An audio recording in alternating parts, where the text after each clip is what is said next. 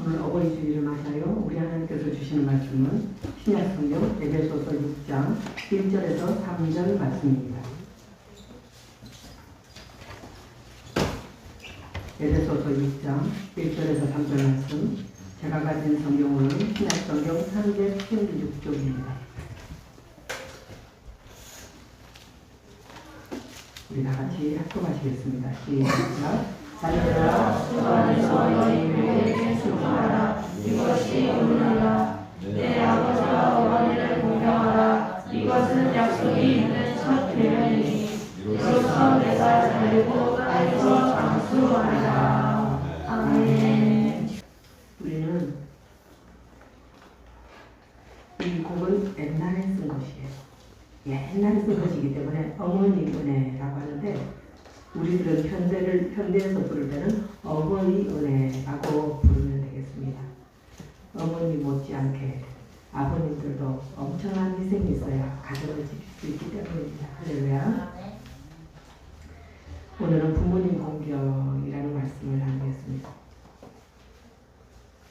제2차 세계대전을 승리로 이끈 윈스턴 처칠이라는 아주 세계적인 인물이 있습니다. 그분이 세계적인 인물로 부상했을 때에 영국의 한 신문사가 유치원 때부터 대학까지 윈스턴 처칠을 가르쳤던 교사들을 전수 조사해서 위대한 스승들이라는 제목으로 특집 기사를 실었습니다. 그 기사를 딱 읽어보는 처칠은 신문사에 한 편지를 보냅니다. 귀 신문사에서는 나의 가장 위대한 스승을 찾아내지 못했습니다. 그분은 바로 나의 어머니입니다. 어머니는 제 인생의 나침반이었습니다. 라고 보냈다고 합니다. 미국의 전 레이건 대통령도 어머니 날 특집 프로에 출연해서 어머님의 사랑을 이렇게 표현했다고 합니다. 나에게 가장 큰 영향을 끼친 인물은 바로 나의 어머니 넬리 레이건 여사입니다. 어머니는 가장 훌륭한 스승입니다. 오늘날 우리 사회를 지탱하는 힘은 바로 어머니의 사랑입니다. 라고 했다고 합니다. 미국 시골에 신학기인데도 선생님이 부임하지 않았어요. 그래서 학생들은 무료하니까 여럿이 모여서 모래 쌓기도 하고 운동장에서 뛰어놀기를 합니다. 그 광경을 보는 노인이 아이들에게 찾아갔습니다. 얘들아, 선생님이 어디 계신 줄 아니? 빨리 집으로 가보려. 너희들을 맞으러 나오는 분이 계셔. 그분이 너희들을 가르쳐줄 선생님이야. 라고 말했다고. 그래서 그 말을 들은 한 아들이 대문을 열고 집으로 들어갔습니다. 그랬더니 바로 어머니가 나오셔서 아들을 껴안아주면서 말씀하십니다. 왜 이렇게 늦었어? 배고프지? 빨리 들어가자.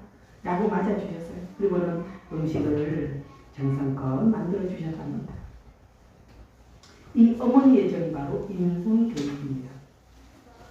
사소한 것부터 조금씩 시작하다 보면 의외로 위대한 결과를 수없이 만들어낼 수가 있습니다. 그래서 그런 어머니의 보살핌으로 열심히 공부해서 제35대 대통령이 되었습니다.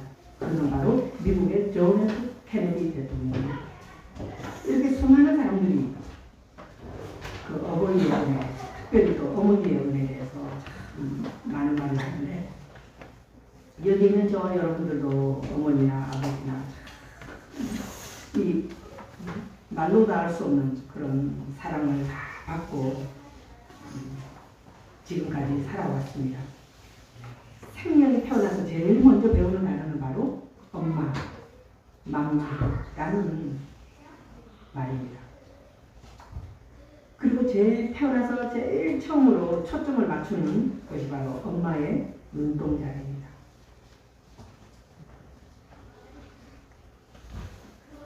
어떤 아이가 태어났는데 숨을 쉬지 않아요. 그래서 의사들도 아무리 시도를 해봐도 안 되고 그래서 포기를 했습니다. 이제는 마지막 이 아이를 엄마와 작별 인사를 하게 됐습니다. 이 아이는 조용히 편안한 쉼을 가질 수 있도록 해야 되겠습니다. 그랬을 때 그 어머니는 절대로 그것을 용납할 수가 없습니다. 이 아이를 내게 주십시오. 그리고는 그 침상에서 이 아이를 심장과 심장이 마주치게 아이를 안았습니다. 이렇게 안고 있을 때 이 아이의 심장이 뛰기 시작했습니다. 정말 엄청난 놀라운 기적이 말로 할 수 없는, 지식적으로 또 학문적으로는 이해할 수 없는 그런 놀라운 일들이 우리 주변에도 일어나고 있습니다. 우리도 섣불리 포기하지 마시고 항상 희망이 있다. 희망. 우리 아이에게 희망이 있습니다. 할렐루야. 여러분, 우리들은 어땠습니까? 우리들은 과연 우리가 지금의 이 모습으로 어릴 때도 이렇게 자랐습니까? 우리들도 참 엉망진창이었습니다. 어떻게 하면은 그냥 학교도 늦게 가고, 어떻게 하면 공부 좀 안 해보려고, 뭐 문제집 다 사주면 그거 다 어디다 갔는지, 한두 장 풀고 어디 갔는지, 부모님은 그렇게 힘써서 고생해서 돈을 벌어서 문제집을 사줬는데, 우리는 그 문제집을 그렇게 하기 싫다고 했고, 겨우 이제 또 엄격하게 막 검사한다 그러면은 또 어떻게든지 해답지 옆에서 어떻게든지 좀 빼내가지고 그거 막 써놓고 그런 적도 있고, 부모님이 나가시면서 이거 좀 해놔라 그러면은 그거를 어떻게든지 안 하려고 아주 꾀를 부리고, 나도 나갈 일이 있어요, 나도 막 지금 막 어디 급하게 나가야 돼요 이러면서 막 같이 나가버리고 가서는 또 놀아버리고, 이런 일도 저런 일도 있었던 것을 생각하면 그때 우리 왜 그랬을까, 이렇게 처음은 일을 우리도 많이 했습니다. 그런데 지금 와서 보면, 야, 그렇게 오랫동안 참아주셨던 우리의 부모님들, 그런데도 내색하지 않으시고 우리를 격려해 주시고 우리를 기대하시고 기다려주신 우리의 부모님들이 바로 나를 이렇게 만드셨다라는 그런 깨달음을 갖게 됩니다. 부모님을 공경하여 섬기는 것이 바로 거룩한 백성이 되는 것입니다. 우리 하나님 앞에서 예수님을 믿는 사람들 다 거룩한 백성이라고 말하고 있습니다. 거룩한 백성은 달리 어떤 사람들이 거룩한 것이 아니라 하나님을 믿는 사람, 예수님을 주기도문을 통하여서 그 첫 번째 항목이 이름이 거룩히 여김을 받으시오며 라고 가르쳐 주셨습니다. 그러니까 우리들을 거룩히 여김을 받는 거룩한 백성이 되게 하여 주시라고 하나님께서 우리들을 인도해 주셨습니다. 거룩한 백성이 되는 것은 구체적으로 어떤 것일까요? 우리들도 그 형상을 따라서 내가 교회 간다 그러면 교회에 대한 영상이 내 머릿속에 뜰 것입니다. 내가 집으로 간다 그러면 우리 집, 그러면 내가 가는 길, 또 내가 들어가서 해야 되는 일들이 또 떠오를 것이죠. 그런 것처럼 우리들도 거룩한 백성이라고 하면은 우리는 어떤 것이 어떻게 해야 되는가, 어떻게 하는 것이 거룩한 백성이 되는 것인가를 생각해 볼 수 있습니다. 레위기 19장 1절에서 보면은 여호와께서 모세에게 가라사대 너는 이스라엘 자손의 온 회중에게 구하여 이르라. 너희는 거룩하라. 나 여호와 너희 하나님이 거룩함이니라. 너희 각 사람은 부모를 경외하고 나의 안식일을 지키라. 나는 하나님 여호와니라. 너희는 헛것을 위하지 말며 너희를 위하여 신상들을 꾸며 만들지 말라. 나는 너희 하나님 여호와니라 라고 말씀하십니다. 그래서 이 말씀을 보면 거룩한 백성이란 분명히 구별되어야 합니다. 구별되는데 어떤 점에서 구별되어야 하냐면은 첫 번째는 우상 숭배를 하지 않아야 돼요. 우리는 이 세상에 살면서 믿는 사람과 믿지 않는 사람들의 완전한 구별이 바로 분명하게 있습니다. 우리가 어떤 것을 섬기는가, 어떤 것을 즐거워하는가, 내가 마음속에 어떤 것을 더 믿고 따라가는가 분명히 정해져 있습니다. 저와 여러분들이 우상 숭배를 하지 않는 데서 구별해야 할 줄 있습니다. 또한 두 번째는 안식일을 지키는 것입니다.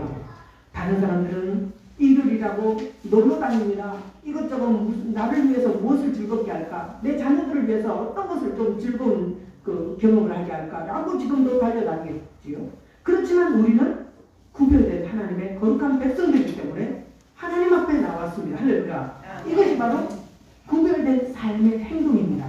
여러분들은 이미 구별된 백성 가운데 있는 것입니다. 세 번째로 중요한 것은 부모를 공경하여 섬기는 것입니다. 부모님을 공경하여 섬기는 것.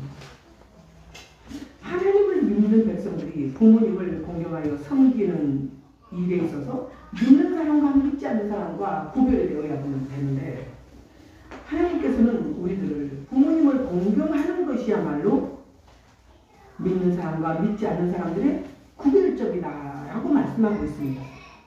이런 점들을 생각하면서 저와 여러분들이 부모님을 잘 섬기고 그분들을 공경해야 할 줄 믿습니다. 내 부모를 공경하라. 그리하면 너희 하나님 나의 여호와가 내게 준 땅에서 네 생명이 길리라 라고 말씀하셨습니다. 할렐루야. 부모를 공경하여 사랑으로 섬기는 데서 믿지 않는 사람과 구별되지 못하면 아무리 교회 생활을 열심히 한다고 해도 그것은 절름발이 신앙일 뿐입니다. 그래서 부모님을 항상 공경하는 마음을 가지십시오.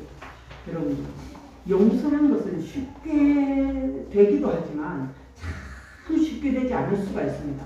내 마음에 엄청난 덩어리를 가지고 부모님을 용서하지 않는 그런 부분들이 우리에게도 있습니다. 그런데 하나님 앞에서 하나님께 우리가 복을 받고 나 자신도 복을 받지만 내 자녀들에게 형통한 길을 열어주시려면 내가 부모님과의 관계를 회복해야 합니다. 공경하는 마음으로 바뀌어져야 합니다. 그것은 하나님의 명령이요 하나님의 말씀입니다. 내 마음먹기 달렸습니다.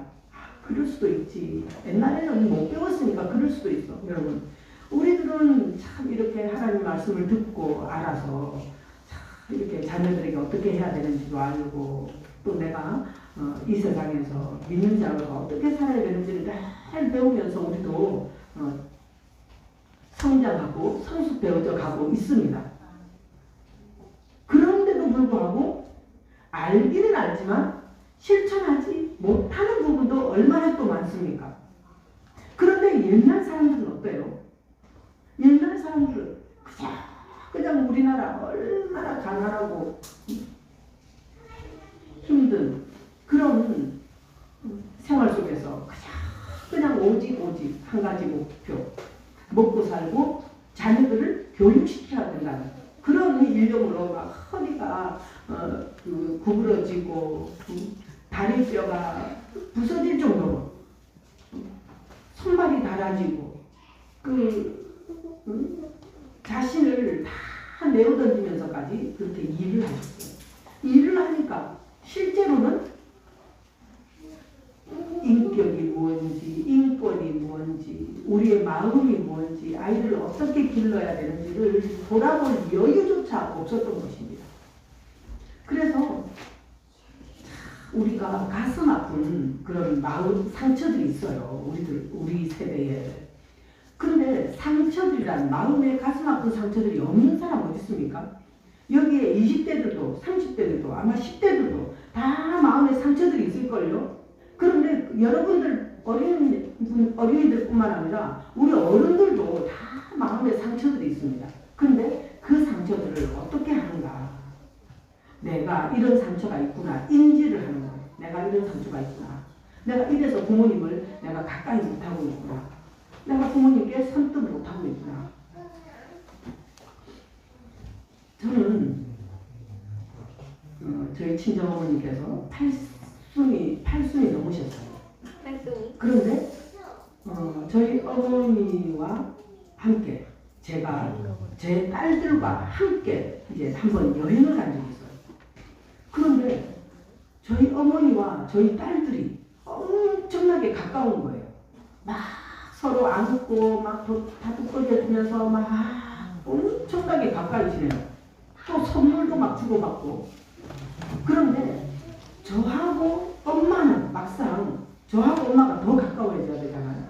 그런데 엄마하고 저는 가까이 가서 막 안고 막 그런 따뜻한 정이 없는 거예요. 제가 나이 들어서 보니까 그걸 발견하게 됐어요. 그래서 이게 뭘까? 이거 왜 이럴까? 우리 엄마가 왜 나하고의 관계보다 딸들하고 관계가 더 좋을까? 그렇게 생각을 해봤습니다. 그랬더니 그 원인이 저에게 있더라고요. 제가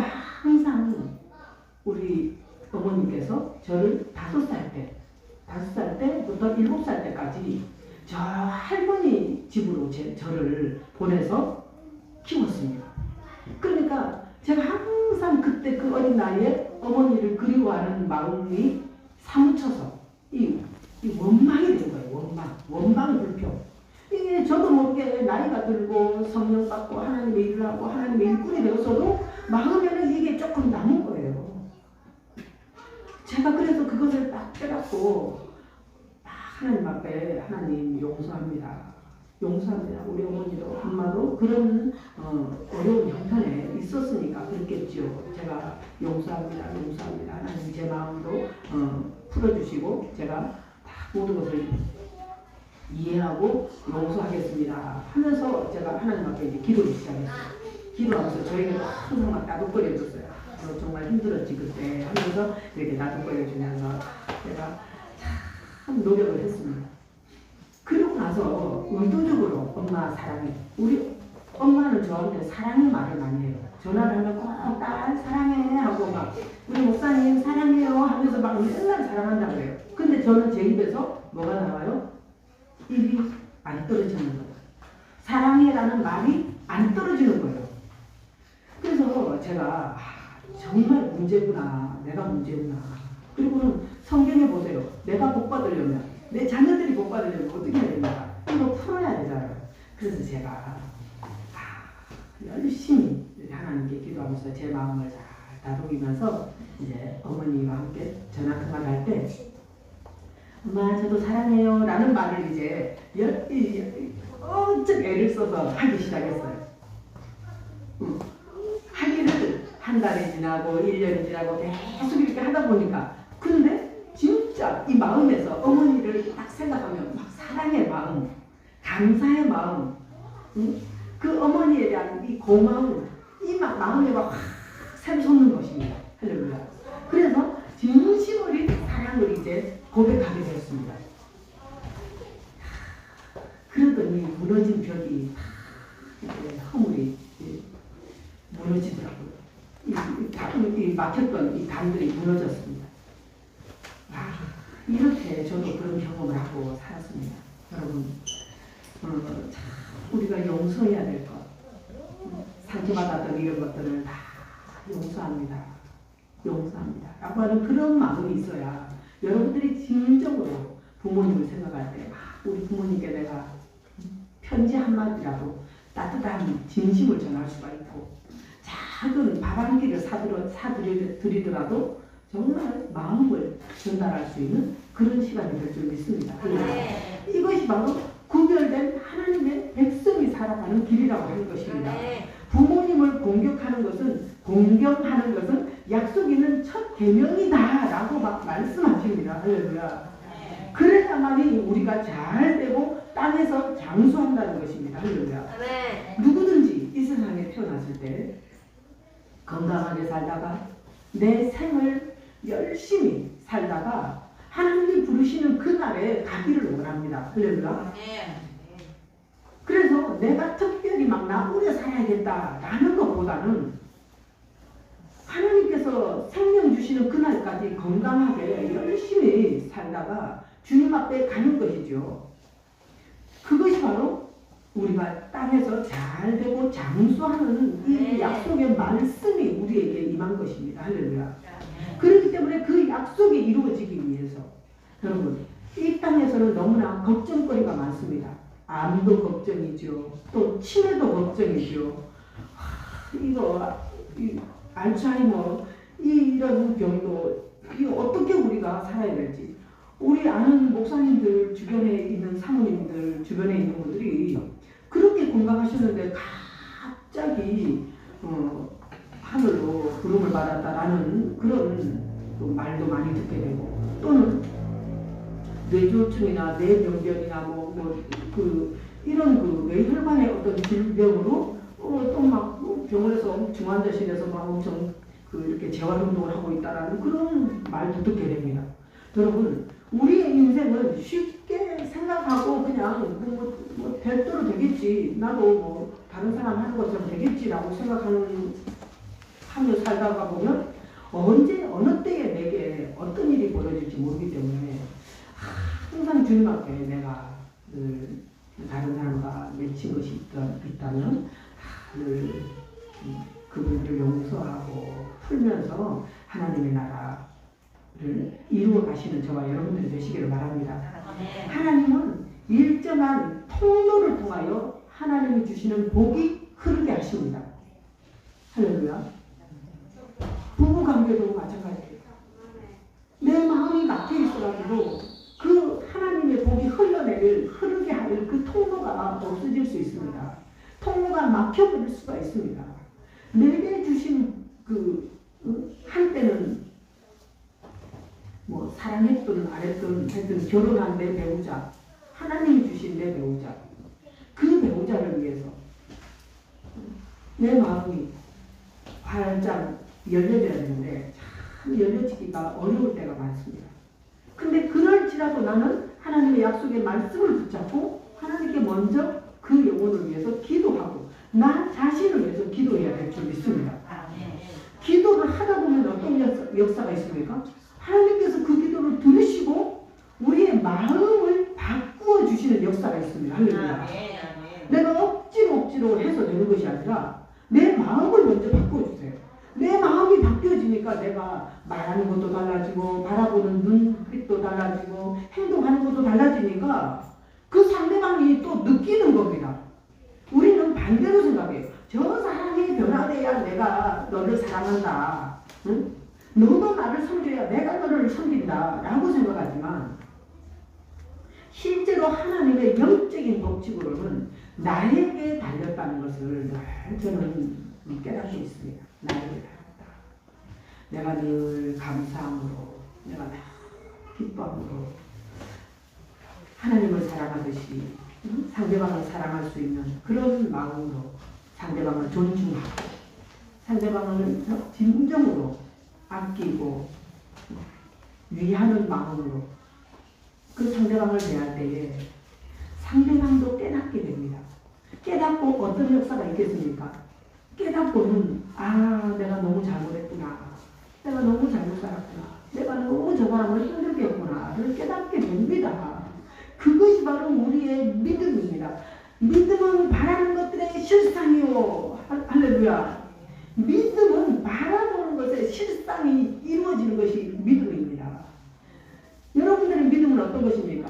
저 사람은 안 돼. 저 애는 틀렸어. 저 애는 기대하지 마. 여러분, 이것이 우리의 믿음은 아닙니다. 저는 절대적으로 하나님을 믿습니다.